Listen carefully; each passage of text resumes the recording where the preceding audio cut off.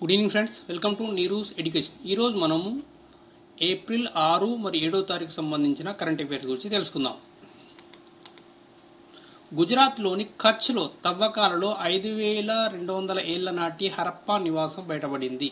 కేరళ యూనివర్సిటీకి చెందిన పురావస్తు శాస్త్రవేత్తలు వివిధ సంస్థల సహకారంతో గుజరాత్లోని కచ్ జిల్లాలోని కతియా గ్రామానికి సమీపంలో పడ్తాబెట్లో ముఖ్యమైన హరప్పా స్థావరాన్ని కనుగొన్నారు.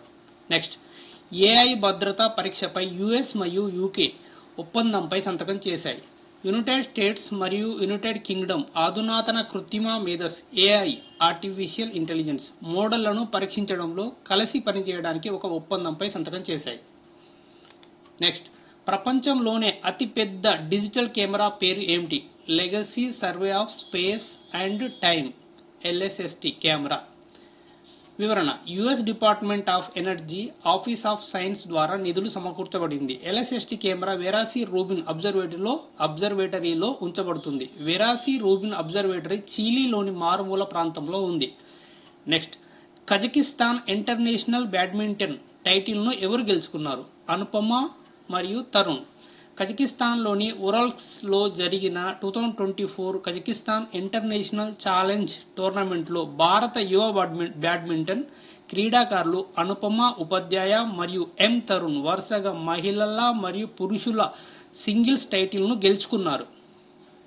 నెక్స్ట్, 2025 చివరి నాటికి దేని దిగుమతులను నిలిపివేయాలని భారత్ లక్ష్యంగా పెట్టుకుంది? Urea.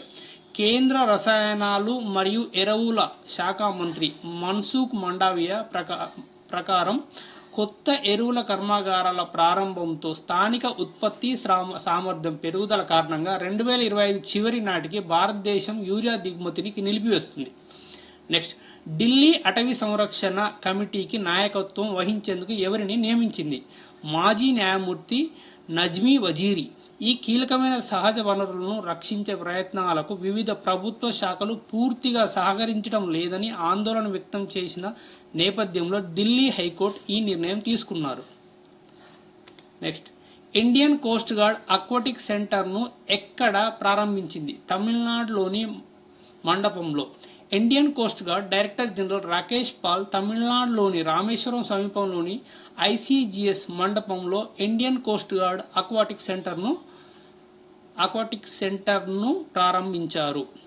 Next, American surgical association Asia fellowship ఎవరు అందుకున్నారు? డాక్టర్ రఘురామ్.